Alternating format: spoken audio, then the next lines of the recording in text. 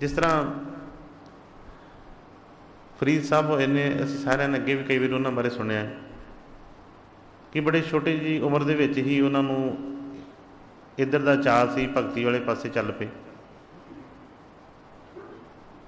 चलो साखी तो अं पहला भी बहुत बार सुनी है कि किस तरीके दे नाल पहला वो उन्होंने माँ वालों प्रेरित किया गया कि तू भी नमाज पढ़िया कर, और उन्होंने उस जिहड़े कपड़े ते बैठ के मसले ते जिहड़े ते भगती करते सी जां ओहदी नमाज पढ़ते सी उहदे थल्ले शक्कर रख देंदे सी रोज़, सिर्फ उन्होंने एक पैदा करने वास्ते कि जिस तरह असीं लालच तो बगैर किते तुरदे ही नहीं है। जदों तक सानूं कोई ऐसी बाहरों कोई चीज़ ना मिले उदों तक सानूं चाह ही नहीं पैदा हुंदा। इस करके उस टाइम के उत्ते शक्कर भी जिस तरह कहते कि बहुत वड्डी चीज़ सी, कोई इन्नियां होर चीज़ां नहीं। तो उन्हें रोज़ उदों नमाज पढ़नी तो उन्होंने चुपके नाल उहदे थल्ले कपड़े थल्ले शक्कर रख देनी पा के कौली तो उन्होंने कहना कि देख तू नमाज पढ़ी है तो बई तेनों भगवान ने जी मूँह मिठा तेरा करवाया, शक्कर तेनों दी है। इस ही चाह नाल काफ़ी देर चलते रहे। पर एक टाइम के उत्ते जो उन्होंने पता लगा कि बई इस तो अगे भी जानने की कोशिश हुई मन दे विच, जो मेहनत की अगे जाके चाह तो पैदा होंगे जो क्लास साडी पूरी होंदी है। फिर वो उस ही अपने उस ख्याल नूं लैके कहते जंगल च चले गए। जंगल च जाके उन्होंने कितनी देर भगती की। हुण भगती जिहड़ी कीती सी वो किस तरह की सी कि गुरु तो बगैर ही, कोई गुरु नहीं हैगा कोई भी, जाके उत्थे अपना जंगल च बैठ के अपने करते रहे जब तक। वो जो दसदे कि 12 साल बाद जो वापस आए तो उत्थे उन्होंने सब कुछ मतलब हुण इन्नी देर जंगलों च रहना किहड़ा सौखा है, खाना पीना भी उत्थे की ते कपड़े की पाने। तो जो वापस आए तो रस्ते च आ रहे ही जंगल के विचों तो प्यास लगी, गर्मी बहुत सी, प्यास लगी तो अगे की देखते हैं कि खूह के उत्ते कोई बीबी जिहड़ी है लड़की कोई पानी कढ़ रही है उहदे विचों, और कढ़ के तो बाहर ही रोड़ी जा रही है। हुण चले गए उहदे कोल जाके तो बेनती की कि बेटा मैनू प्यास बहुत लगी, मैं बहुत दूरों आ रहा, मैनू पानी पिया लो। उन्हें कोई ध्यान ना दिता, वो बाल्टी भरे बाहर रोड़ देवे, बाल्टी भरे एक साइड रोड़ देवे। हुण थोड़ी देर तक उन्होंने गुस्सा आ गया कि बई इन्नी पानी भर के रोड़ी जाती पई है, मैं इन्नी बारी कहा मैनू पानी नहीं पै रही। तो बड़े गुस्से दे विच मतलब उन्होंने कहन लगे कि बई तू पानी भर भर रोड़ी जानी है, प्याउंदी क्यों नहीं पई, तैनूं पता मेरा। तो उन्हें अगों की उस वे जवाब दिता कि बई मैं, क्योंकि जो भगती करते पे सी उत्थे, जो बाबा फरीद जो भगती करते थे उत्थे एक घटना घटी सी, क्योंकि अपने तरीके नाल करी जा रहे सी।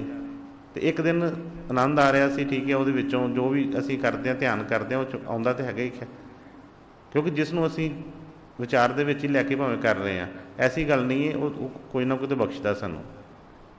तो वो ध्यान च बैठे ही तो चिड़ियाँ आण के नाम सामने ची ची करन लग पईआं, जिस तरह सवेरे सवेरे रौला पैंदियां।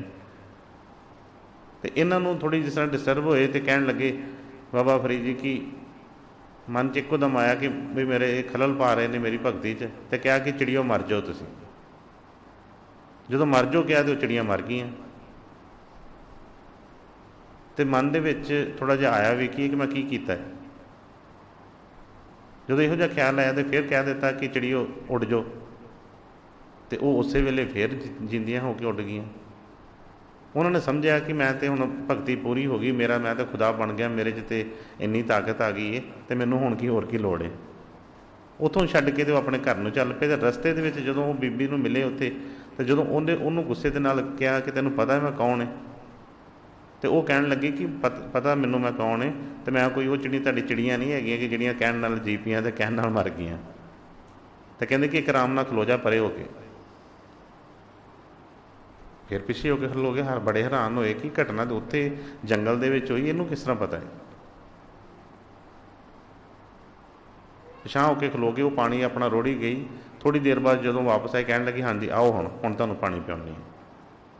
मन च हुण पैदा हो गया वही पर कहते कि मैनूं पहलां ये दसो कि मतलब तुसीं आड़ा पानी इन्ना ना भर के रोड़ी गए, कद वास्ते रोड़ी गए। तो वो कहण लगे कि मैं मेरी भैन आ किते काफ़ी दूर रहिंदी, पता नहीं किन्नियां कोहां दे उत्ते, तो उहदे घर नूं अग लगी है, तो मैं उहदे घर दी अग बुझाउंदी पई सी। ਉਹ ਕਹਿੰਦਾ ਇੰਨੀ ਦੂਰ ਕਿਸ ਤਰ੍ਹਾਂ ਤੇਰਾ ਪਾਣੀ ਉੱਥੇ ਪਹੁੰਚ ਰਿਹਾ। ਅਤੇ ਉਹਨਾਂ ਨੇ ਸਾਫ਼ ਹੀ ਜਿਸ ਤਰ੍ਹਾਂ ਗੁਰੂ ਦਾ ਕੋਈ ਮੋਝਾ ਹੁੰਦਾ ਕੋਈ ਨਾ ਕੋਈ ਜਿਤਾਉਣ ਵਾਸਤੇ, ਕਹਿਣ ਲੱਗੇ ਕਿ ਬਈ ਮੈਂ ਤੇਰੇ ਵਾਂਗੂ ਨਗੁਰੀ ਨਹੀਂ ਹੈਗੀ, ਮੈਂ ਗੁਰੂ ਵਾਲੀ ਹਾਂ, ਅਤੇ ਮੈਂ ਆਪਣੇ ਗੁਰੂ ਨੂੰ ਬੇਨਤੀ ਕਰਕੇ ਕਿ ਮੈਂ ਇੰਨੀ ਦੂਰੋਂ ਉਹਦੀ ਮਦਦ ਤਾਂ ਕੋਈ ਕਰ ਨਹੀਂ ਸਕਦੀ, ਅਤੇ ਉਹਨੂੰ ਬੇਨਤੀ ਕਰਕੇ ਮੈਂ ਕਿਹਾ ਕਿ ਮੇਰੀ ਇਸ ਤੁਸੀਂ ਜਿਹੜੀ ਆ ਇਹ ਜਿਹੜੀ ਸੇਵਾ ਇਹਦੇ ਨਾਲ ਉਹਦੀ ਅੱਗ ਬੁਝਾ ਦਿਓ। ਅਤੇ ਕਹਿੰਦੇ ਮੇਰੇ ਗੁਰੂ ਨੇ ਬਾਕੀ ਕੀਤਾ, ਮੈਂ ਤਾਂ ਪਾਣੀ ਇੱਥੇ ਰੋੜਿਆ, ਪਰ ਮੇਰੇ ਸਤਿਗੁਰਾਂ ਨੇ ਸਭ ਕੁਛ ਕੀਤਾ। ਫਿਰ ਉਹਨੂੰ ਜਦੋਂ ਪੁੱਛਿਆ ਕਿ ਤੈਨੂੰ ਕਿਸ ਤਰ੍ਹਾਂ ਇਸ ਚੀਜ਼ ਦਾ ਪਤਾ ਹੈ ਕਿ ਵੀ ਮੇਰੇ ਨਾਲ ਕੀ ਹੋਇਆ, ਚਿੜੀਆਂ ਕਿਸ ਤਰ੍ਹਾਂ ਮਰੀਆਂ, ਕਿਸ ਤਰ੍ਹਾਂ ਜੀਆਂ, ਉਹ ਕਹਿਣ ਲੱਗੇ ਇਹ ਕਿਹੜੀ ਵੱਡੀ ਗੱਲ ਹੈ। ਕਹਿੰਦੇ ਜਦੋਂ ਮੈਂ ਸਤਿਗੁਰਾਂ ਦੇ ਉੱਤੇ ਧਿਆਨ 'ਚ ਬੈਠਦੀ ਅਤੇ ਮੇਰੇ ਸਾਹਮਣੇ ਹੀ ਸਾਰਾ ਕੁਛ ਜਿਹੜੀ ਹੈ ਸਭ ਚੱਲ ਪੈਂਦਾ ਹੈ, ਸਾਰੀ ਦੁਨੀਆ ਮੈਨੂੰ ਦਿਸਦੀ। ਬੜੇ ਹੈਰਾਨ ਹੋਏ ਕਿ ਬਈ ਮੈਂ ਇੰਨਾ ਚਿਰ ਆਪਣਾ ਕੀਤਾ ਸਭ ਕੁਛ, ਅਤੇ ਮੇਰੀ ਭਗਤੀ ਕੀ ਹੈ, ਕੀ ਮਤਲਬ ਮੈਨੂੰ ਕੀ ਮਿਲਿਆ ਅਜੇ ਤੱਕ, ਮੈਂ ਇਹਨੂੰ ਹੀ ਸਭ ਕੁਝ ਸਮਝੀ ਜਾਂਦਾ ਸੀ। ਜਦੋਂ ਉਹਨੂੰ ਪੁੱਛਿਆ ਕਿ ਤੇਰੇ ਗੁਰੂ ਕੌਣ ਨੇ, ਅਤੇ ਉਸ ਟਾਈਮ ਦੇ ਉੱਤੇ ਜਿਹੜੇ ਵੀ ਮਹਾਤਮਾ ਸੀ, ਕੋਈ ਉਹਨਾਂ ਦੇ ਮੁਸਲਮਾਨ ਦੇ ਕਹਿੰਦੇ ਕੋਈ ਚਿਸ਼ਤੀ ਕਰਕੇ ਕੋਈ ਉਹਨਾਂ ਦੇ ਹੈਗੇ ਸੀ ਕਿ ਉਹਨਾਂ ਦਾ ਨਾਮ ਸੀ, ਅਤੇ ਉਹਨਾਂ ਦਾ ਉਹਨੇ ਨਾਮ ਲਿਆ। ਪੁੱਛਿਆ ਉਹਦੀ ਜਗ੍ਹਾ ਪੁੱਛੀ, ਕਹਿਣ ਲੱਗੀ ਕਿ ਬਈ ਫਲਾਣੇ ਸ਼ਹਿਰ ਦੇ ਵਿੱਚ ਜਾਂ ਅਜਮੇਰ ਦੇ ਵਿੱਚ ਕਿੱਥੇ ਸੀ ਉਹ। ਹੁਣ ਉੱਧਰ ਨੂੰ ਜਾਣਾ ਸੀ, ਰਸਤੇ ਦੇ ਵਿੱਚ ਉਹਦੀ ਜਿਹੜਾ ਘਰ ਸੀ ਉਹਦਾ ਮਾਂ ਦਾ, ਅਤੇ ਇਹੋ ਹੀ ਸੋਚਿਆ ਕਿ ਮੈਂ ਤਾਂ ਬੜਾ ਖੁਸ਼ ਹੋ ਕੇ ਜਾ ਰਿਹਾ ਸੀ ਕਿ ਮਾਂ ਖੁਸ਼ ਹੋ ਜਾਏਗੀ ਕਿ ਇੰਨਾ ਕੁਛ ਕਿ ਮੈਂ ਸ਼ਕਤੀਆਂ ਆ ਗਈਆਂ ਮੇਰੇ 'ਚ, ਅਤੇ ਹੁਣ ਕੀ ਕਰਾਂ, ਮਿਲ ਕੇ ਜਾਵਾਂ। ਹੁਣ ਜੋ ਵੀ ਹੋਇਆ ਉਹਦੇ ਵਿੱਚ, ਕਿਉਂਕਿ ਸਾਨੂੰ ਤਾਂ ਕੁਛ ਨਹੀਂ ਪਤਾ, ਆਪਣੇ ਤਰੀਕੇ ਦੇ ਨਾਲ ਅਸੀਂ ਚੱਲੀ ਜਾਂਦੇ ਹਾਂ, ਅਸੀਂ ਜੋ ਵੀ ਕਰਦੇ ਅਸੀਂ ਕਹਿੰਦੇ ਅਸੀਂ ਸਹੀ ਕਰਦੇ ਪਏ ਹਾਂ। ਜਦੋਂ ਘਰ ਗਏ ਮਾਂ ਨੂੰ ਮਿਲੇ, ਬਹੁਤ ਮਾਂ ਖੁਸ਼ ਹੋਈ ਕਿ ਬਈ ਇੰਨੀ ਦੇਰ ਬਾਅਦ ਬੱਚਾ ਮਿਲਿਆ। ਵੇਖਿਆ ਉਹਦਾ ਹਾਲ ਕੀ ਹੋ ਗਿਆ ਕਿ ਕਿਸ ਤਰ੍ਹਾਂ ਜਟਾਵਾਂ ਵੱਜੀਆਂ ਪਈਆਂ ਨੇ, ਕੁਛ ਨਹਾਤੇ ਧੋਤੇ ਨਹੀਂ, ਕੁਛ ਨਹੀਂ, ਅਤੇ ਉਹਨੂੰ ਵਾਲ ਉਹਦੇ ਵੇਖ ਕੇ ਕਹਿੰਦੇ ਤੇਰੇ ਕਿੱਡੇ ਸੋਹਣੇ ਵਾਲ ਸੀ, ਅਤੇ ਇਹ ਕੀ ਹੋ ਗਿਆ। ਅਤੇ ਇਸ ਤਰ੍ਹਾਂ ਕਰਕੇ ਉਹਦੇ ਵਾਲ ਫੜ ਕੇ ਥੋੜ੍ਹੇ ਜਿਹੇ ਕੱਢਣ ਲੱਗੇ, ਵਿੱਚ ਵੜ ਕੇ ਕੱਢਣ ਲੱਗੇ, ਜਾਂ ਜਟਾਵਾਂ ਜੀ ਫੜ ਖਿੱਚੀਆਂ, ਅਤੇ ਉਹ ਦਰਦ ਹੋਈ, ਅਤੇ ਉਹਨਾਂ ਨੇ ਦਰਦ ਮਹਿਸੂਸ ਕੀਤੀ ਉੱਥੇ। ਹੁਣ ਹੈ ਤਾਂ ਸਮਝਾਉਣ ਵਾਸਤੇ, ਜਦੋਂ ਮਹਿਸੂਸ ਕੀਤੀ ਤਾਂ ਕਹਿੰਦੇ ਕਿੱਥੇ ਰਿਹਾ ਇੰਨੀ ਦੇਰ, ਕਹਿੰਦੇ ਕਿ ਇਸ ਤਰ੍ਹਾਂ ਮੈਂ ਜੰਗਲਾਂ 'ਚ ਰਿਹਾ। ਕਹਿੰਦੇ ਉੱਥੇ ਜੰਗਲਾਂ 'ਚ ਤੂੰ ਕੀ ਖਾਂਦਾ ਪੀਂਦਾ ਰਿਹਾ, ਕਿਸ ਤਰ੍ਹਾਂ ਤੇਰਾ ਜੀਵਨ ਨਿਕਲਿਆ। ਕਹਿਣ ਲੱਗੇ ਕਿ ਉੱਥੇ ਬਸ ਇਸ ਤਰ੍ਹਾਂ ਹੀ ਪੱਤੇ ਪੁੱਤੇ ਬੰਨ੍ਹ ਕੇ ਅਤੇ ਪੱਤੇ ਫਲ ਖਾ ਕੇ ਮੈਂ ਗੁਜ਼ਾਰਾ ਕੀਤਾ। ਅਤੇ ਮਾਂ ਕਹਿਣ ਲੱਗੀ ਕਿ ਜਦੋਂ ਤੂੰ ਪੱਤਿਆਂ ਨੂੰ ਤੋੜਦਾ ਹਾਂ, ਜਦੋਂ ਫਲ ਤੋੜਦਾ ਹਾਂ, ਅਤੇ ਉਦੋਂ ਉਹਨਾਂ ਨੂੰ ਦਰਦ ਨਹੀਂ ਸੀ ਹੁੰਦੀ। ਤੇਰੇ ਮਾੜਾ ਜਿਹਾ ਮਤਲਬ ਇੱਕ ਵਾਲ ਇਸ ਤਰ੍ਹਾਂ ਕੀਤਾ ਹੈ ਅਤੇ ਤੈਨੂੰ ਕਿੰਨੀ ਦਰਦ ਹੋਈ ਆ, ਅਤੇ ਉਹਨਾਂ ਨੂੰ ਦਰਦ ਨਹੀਂ ਸੀ ਹੁੰਦੀ। ਔਰ ਜਿਸ ਤਰ੍ਹਾਂ ਵੀ ਇਤਿਹਾਸ ਦੇ ਵਿੱਚ ਦੱਸਿਆ ਉਹਨਾਂ ਨੇ ਕਿ ਫਿਰ ਉਹਨਾਂ ਨੇ ਉਹ ਜਿਹੜੀ ਸੀ ਲੱਕੜ ਦੀ ਕਹਿੰਦੇ ਕਾਠ ਦੀ ਰੋਟੀ ਜਿਹੜੀ ਉਹਨੂੰ ਦਿੱਤੀ ਸੀ, ਜਦੋਂ ਕਹਿ ਕੇ ਉਹਨਾਂ ਗੁਰੂ ਕੋਲ ਚੱਲਿਆ। ਉਹ ਸਾਰਾ ਚੀਜ਼ ਚਲੋ ਹੋ ਗਈ। ਅੱਗੇ ਜਿਸ ਤਰ੍ਹਾਂ ਮੈਂ ਗੱਲ ਦੱਸਣ ਲੱਗਾ ਕਿ ਕਿਹੜਾ ਜਿਹੜਾ ਸਿੱਖ ਹੈ ਜਿਹੜਾ ਆਪਣੇ ਗੁਰੂ ਕੋਲੋਂ ਕੁਛ ਲੈਂਦਾ ਹੈ, ਕਹਿ ਤਾਂ ਦਿੰਦੇ ਹਾਂ ਕਿ ਬਈ ਅਸੀਂ ਵੀ ਉਸ ਚੀਜ਼ ਦੇ ਹੱਕਦਾਰ ਹਾਂ, ਪਰ ਉਹ ਜਿਹੜਾ ਭਰਮ ਆ ਉਹ ਸਾਨੂੰ ਉਸ ਹੱਕਦਾਰ ਬਣਨ ਹੀ ਨਹੀਂ ਦਿੰਦਾ ਉਸ ਚੀਜ਼ ਦਾ। ਉਹ ਜਿਸ ਤਰ੍ਹਾਂ ਸਤਿਗੁਰਾਂ ਨੇ ਵੀ ਦੱਸਿਆ ਸੱਸ ਨੇ ਕਿ ਕਿਸ ਤਰ੍ਹਾਂ ਆਪਣੇ ਸਤਿਗੁਰਾਂ ਦੀ ਸੇਵਾ ਦੇ ਵਿੱਚ ਗਏ, ਜਾ ਕੇ ਨਾਮਦਾਨ ਵੀ ਲੈ ਲਿਆ, ਬੇਨਤੀ ਕੀਤੀ ਮੈਨੂੰ ਕੋਈ ਸੇਵਾ ਬਖਸ਼ੋ। ਉਹਨਾਂ ਨੇ ਚਲੋ ਕੋਈ ਘਰ ਦੀ ਸੇਵਾ ਬਖਸ਼ ਦਿੱਤੀ। ਕਿਸੇ ਤਰ੍ਹਾਂ ਵੀ ਇਤਿਹਾਸ 'ਚ ਕੋਈ ਕਿਸ ਤਰ੍ਹਾਂ ਕਹਿੰਦਾ, ਕੋਈ ਕਿਸ ਤਰ੍ਹਾਂ ਕਿ ਚਲੋ ਉਹਨਾਂ ਨੇ ਦੱਸਿਆ ਕਿ ਪਾਣੀ ਗਰਮ ਕਰਨ ਵਾਸਤੇ ਰੋਜ਼ ਇਸ਼ਨਾਨ ਕਰਦੇ ਸੀ, ਸਵੇਰੇ ਕਹਿੰਦੇ ਕਿ ਬਈ ਆ ਮੇਰੇ ਵਾਸਤੇ ਪਾਣੀ ਗਰਮ ਕਰ ਦਿਆ ਕਰ। ਉਹ ਹੁਣ ਸੇਵਾ ਲੈ ਲਈ ਬੜੇ ਚਾਅ ਦੇ ਨਾਲ। ਹੁਣ ਸਤਿਗੁਰ ਮੰਗਦੇ ਕੀ ਹੈ ਸਾਡੇ ਕੋਲ ਸੇਵਾ ਦੇ ਵਿੱਚ। ਜਦੋਂ ਸੇਵਾ ਕਰਦੇ ਹਾਂ ਅਸੀਂ, ਉਹ ਸਾਡੀ ਕਲਾਸ ਸ਼ੁਰੂ ਹੋ ਗਈ, ਅਤੇ ਸਾਨੂੰ ਫਾਇਦਾ ਕੀ ਉਸ ਚੀਜ਼ ਦਾ ਹੋਇਆ। ਕਰਦਿਆਂ ਜਿਸ ਤਰ੍ਹਾਂ ਕਾਫੀ ਟਾਈਮ ਲੰਘ ਗਿਆ, ਸਤਿਗੁਰਾਂ ਨੇ ਦਇਆ ਕਿਰਪਾ ਕੀਤੀ। ਜਦੋਂ ਆਏ ਸੀ ਉਸ ਚੀਜ਼ ਦਾ ਸ਼ੌਂਕ ਸੀ, ਜਦੋਂ ਪਤਾ ਸੀ ਠੋਕਰ ਲੱਗੀ ਸੀ ਉਸ ਚੀਜ਼ ਦੀ, ਅਤੇ ਉਹਨਾਂ ਨੇ ਦਇਆ ਤਾਂ ਕਰਨੀ, ਕੋਈ ਨਾ ਬਹਾਨਾ ਬਣਨਾ ਹੁੰਦਾ। ਕਹਿੰਦੇ ਇੱਕ ਦਿਨ ਬਹੁਤ ਤੂਫਾਨ, ਬਹੁਤ ਜ਼ਿਆਦਾ ਇਸ ਤਰ੍ਹਾਂ ਹਨੇਰੀ ਤੂਫਾਨ, ਅਤੇ ਰੋਜ਼ ਉਹ ਇਸ ਤਰ੍ਹਾਂ ਅੱਗ ਰੱਖ ਲੈਂਦੇ ਸੀ ਜਿਸ ਤਰ੍ਹਾਂ ਪੁਰਾਣੇ ਜ਼ਮਾਨਿਆਂ ਦੇ ਵਿੱਚ, ਅਤੇ ਸਵੇਰੇ ਉੱਤੋਂ ਹੀ ਅੱਗ ਬਾਲ ਕੇ ਆਪਣਾ ਕਰਦੇ ਸੀ। ਅਤੇ ਬਾਰਿਸ਼ ਆਈ, ਤੂਫਾਨ ਆਇਆ, ਅਤੇ ਅੱਗ ਜਿਹੜੀ ਬੁਝ ਗਈ। ਔਰ ਫਿਰ ਉਹਨਾਂ ਨੇ ਉਸ ਸਵੇਰੇ ਜਦੋਂ ਵੇਖਿਆ ਉੱਠ ਕੇ ਕਿ ਬਈ ਅੱਗ ਨਹੀਂ ਹੈਗੀ ਉੱਥੇ, ਅਤੇ ਕਹਿਣ ਲੱਗੇ ਕਿ ਮੇਰੇ ਮੁਰਸ਼ਿਦ ਜਿਹੜੇ ਆ ਵੀ ਨਾਰਾਜ਼ ਹੋਣਗੇ, ਕਹਿਣਗੇ ਕਿ ਤੇਰੇ ਕੋਲ ਇੰਨੀ ਸੇਵਾ ਨਹੀਂ ਕੀਤੀ ਜਾਂਦੀ, ਤੂੰ ਮੰਗ ਕੇ ਸੇਵਾ ਲਈ ਹੈ, ਤੂੰ ਇੰਨਾ ਤੇਰੇ ਕੋਲ ਕੰਮ ਨਹੀਂ ਹੋ ਰਿਹਾ। ਅਤੇ ਕਹਿੰਦੇ ਆ ਕਿ ਜਿਸ ਤਰ੍ਹਾਂ ਉਹਦੇ ਵਾਸਤੇ ਚੱਲ ਪਏ ਨੇ, ਅਤੇ ਵੇਖਿਆ ਕਿਤੇ ਬਾਹਰ ਸਾਰੇ ਪਾਸੇ ਹਨੇਰਾ, ਅਤੇ ਇੱਕ ਦੀਵਾ ਕਿਸੇ ਦੇ ਘਰ 'ਚ ਜਗਦਾ ਪਿਆ। ਅਤੇ ਜਿਸ ਤਰ੍ਹਾਂ ਦੱਸਿਆ ਕਿ ਵੇਸ਼ਵਾ ਦੇ ਘਰ ਦੇ ਵਿੱਚ ਉਹ ਜਿਹੜੀ ਸੀ ਲੋ ਹੋ ਰਹੀ ਸੀ। ਜਦੋਂ ਜਾ ਕੇ ਉੱਥੇ ਆਵਾਜ਼ ਮਾਰੀ ਹੈ ਮਾਤਾ ਜਾਂ ਕੁਛ ਵੀ ਕਹਿ ਕੇ, ਅਤੇ ਅੱਗੋਂ ਜਿਹੜੀ ਲੜਕੀ ਨਿਕਲੀ, ਉਹਨੇ ਪੁੱਛਿਆ ਕਿ ਹਾਂ ਬਈ ਦੱਸ ਕੀ ਗੱਲ ਹੈ, ਕਿ ਕਿਉਂ ਆਵਾਜ਼ਾਂ ਮਾਰਦਾ ਪਿਆ। ਦੱਸਿਆ ਕਿ ਮੈਨੂੰ ਵੀ ਇਸ ਤਰ੍ਹਾਂ ਆ ਜਿਹੜੀ ਚਾਹੀਦੀ ਆ ਅੱਗ ਚਾਹੀਦੀ ਹੈ, ਮੈਂ ਆ ਆਪਣੇ ਮੁਰਸ਼ਦ ਵਾਸਤੇ ਆ ਚੀਜ਼ ਕਰਨਾ। ਹੁਣ ਉਹਨੇ ਜਿਸ ਤਰ੍ਹਾਂ ਇੱਕ ਨਾਰਾਜ਼ਗੀ ਨਾਲ ਜਾਂ ਕਿਸੇ ਤਰੀਕੇ ਨਾਲ ਵੀ ਕੋਈ ਮਨ 'ਚ ਆਇਆ ਅਤੇ ਕਹਿਣ ਲੱਗੀ ਕਿ ਬਈ ਇਹਦਾ ਮੁੱਲ ਮਤਲਬ ਮੁਫਤ ਇੱਥੇ ਕੁਛ ਨਹੀਂ ਮਿਲਦਾ, ਮੁੱਲ ਦੇਣਾ ਪੈਂਦਾ ਹੈ। ਕਹਿਣ ਲੱਗੇ ਕੀ ਮੁੱਲ ਹੈ? ਜਿਸ ਤਰ੍ਹਾਂ ਉਹਨੇ ਦੱਸਿਆ ਕਿ ਆਨਾ, ਅਤੇ ਉਹ ਕਹਿਣ ਲੱਗਾ ਕਿ ਬਈ ਮੇਰੇ ਕੋਲ ਆਨਾ ਤਾਂ ਹੈ ਨਹੀਂ ਅਜੇ ਕੋਈ ਵੀ, ਚਲੋ ਬਾਅਦ 'ਚ ਦੇ ਦਾਂਗੇ। ਅਤੇ ਕਹਿਣ ਲੱਗੀ ਕਿ ਆਹ ਜਿਹੜੀ ਅੱਖ ਦਾ ਆਨਾ ਦੇ ਦੇ। ਫਿਰ ਕਿਹਾ ਤੇ ਕਿਸੇ ਭਾਵੇਂ ਕਿਸੇ ਲਹਿਜੇ ਦੇ ਵਿੱਚ, ਪਰ ਆਪਣੇ ਉਸ ਭਗਤੀ ਦੇ ਵਿੱਚ ਇੱਕ ਮਿੰਟ ਨਹੀਂ ਲਾਇਆ ਉਹਨਾਂ ਨੇ। ਉਸੇ ਵੇਲੇ ਕਹਿੰਦੇ ਆ ਕਿ ਉਂਗਲ ਪਾ ਕੇ ਅੱਖ ਦੇ ਵਿੱਚ ਅਤੇ ਅੱਖ ਕੱਢ ਕੇ ਅਤੇ ਜਿਹੜਾ ਤੇ ਉਹਨਾਂ ਦੇ ਸਾਹਮਣੇ ਰੱਖ ਦਿੱਤੀ।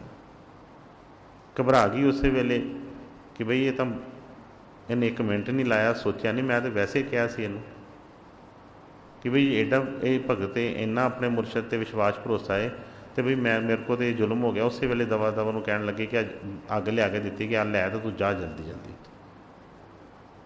ਔਰ ਦੱਸਦੇ ਨੇ ਕਿ ਜਦੋਂ ਆਪਣੇ ਸਤਿਗੁਰਾਂ ਨੂੰ ਸਵੇਰੇ ਇਸ਼ਨਾਨ ਕਰਾਉਣ ਲੱਗੇ ਅਤੇ ਅੱਖ ਦੇ ਉੱਤੇ ਪੱਟੀ ਬੰਨੀ ਹੋਈ ਸੀ ਉਹਨਾਂ ਨੇ। ਪੱਟੀ ਬੰਨੀ ਹੈ ਅਤੇ ਜਦੋਂ ਸਤਿਗੁਰਾਂ ਨੇ ਦੇਖਿਆ ਅਤੇ ਕਿਹਾ ਕਿ ਬਈ ਰੋਜ਼ ਤਾਂ ਤੂੰ ਆਪਣਾ ਉਸ ਤਰ੍ਹਾਂ ਕਰਾਉਣਾ, ਅੱਜ ਅੱਖ 'ਤੇ ਪੱਟੀ ਕਦ ਲਈ ਬੰਨੀ ਹੈ? ਅਤੇ ਜਿਸ ਤਰ੍ਹਾਂ ਗਰਮੀਆਂ ਦੇ ਵਿੱਚ ਅਸੀਂ ਕਹਿ ਦਿੰਦੇ ਹਾਂ, ਵੈਸੇ ਕਹਿੰਦੇ ਕਿ ਜਿਸ ਤਰ੍ਹਾਂ ਅੱਖ ਦੁਖਣੇ ਆਈ ਹੁੰਦੀ ਅਤੇ ਕਹਿ ਦਿੰਦੇ ਅੱਖ ਆ ਗਈ ਹੈ। ਅਤੇ ਕਹਿੰਦੇ ਉਹਨਾਂ ਨੇ ਕਿਹਾ ਕਿ ਮਹਾਰਾਜ ਜੀ ਕੁਛ ਨਹੀਂ, ਅੱਖ ਆਈ ਹੋਈ ਹੈ। ਅਤੇ ਕਹਿਣ ਲੱਗੇ ਜੇ ਆਈ ਹੈ ਤਾਂ ਫਿਰ ਆਉਣ ਦੇ, ਫਿਰ ਪੱਟੀ ਕਰ ਲਈ ਬੰਨੀ ਹੈ। ਬਸ ਇੰਨੀ ਗੱਲ ਕੀਤੀ ਅਤੇ ਪੱਟੀ ਖੋਲ੍ਹੀ ਅਤੇ ਕਹਿੰਦੇ ਕਿ ਅੱਖ ਬਿਲਕੁਲ ਉਸੇ ਤਰ੍ਹਾਂ ਹੀ ਠੀਕ ਠਾਕ, ਬਿਲਕੁਲ ਕੁਛ ਵੀ ਨਹੀਂ। ਕਿਉਂਕਿ ਜੇ ਮਨ ਦੇ ਵਿੱਚ ਵਿਸ਼ਵਾਸ ਸੀ, ਭਰੋਸਾ ਸੀ ਆਪਣੇ ਸਤਿਗੁਰਾਂ 'ਤੇ, ਅਤੇ ਫਿਰ ਅਸੀਂ ਕੋਈ ਵੀ ਹਿਚਕਿਚਾਉਂਦੇ ਨਹੀਂ ਕਿਸੇ ਕੰਮ ਦੇ ਵਿੱਚ। ਫਿਰ ਉਸ ਚੀਜ਼ 'ਤੇ ਵਿਸ਼ਵਾਸ ਹੁੰਦਾ, ਭਰੋਸਾ ਹੁੰਦਾ ਕਿ ਬਈ ਇਹ ਕਿਹੜੀ ਕੀਮਤ ਹੈ, ਉਹਦੀ ਭਗਤੀ ਦੇ ਵਾਸਤੇ ਅਸੀਂ ਕੀ ਕੀਮਤ ਦੇ ਸਕਦੇ ਹਾਂ। ਜਿਸ ਤਰ੍ਹਾਂ ਫਰਮਾਇਆ ਕਿ ਸ਼ੀਸ਼ ਦੀਏ ਜੋ ਗੁਰੂ ਮਿਲੇ ਤੋ ਵੀ ਸਸਤਾ ਜਾਨ। ਪਰ ਅਸੀਂ ਤਾਂ ਸਿਰਫ ਆਪਣੇ, ਜਿਸ ਤਰ੍ਹਾਂ ਉਹਨੇ ਕਿਹਾ ਕਿ ਫਾਇਦਿਆਂ ਵਾਸਤੇ ਹੀ ਆਉਂਦੇ ਹਾਂ, ਅਸੀਂ ਭਗਤੀ ਵਾਸਤੇ ਤਾਂ ਕਦੀ ਮੰਗ ਕੀਤੀ ਨਹੀਂ, ਨਾ ਭਗਤੀ ਦਾ ਸਾਨੂੰ ਪਤਾ ਹੈ।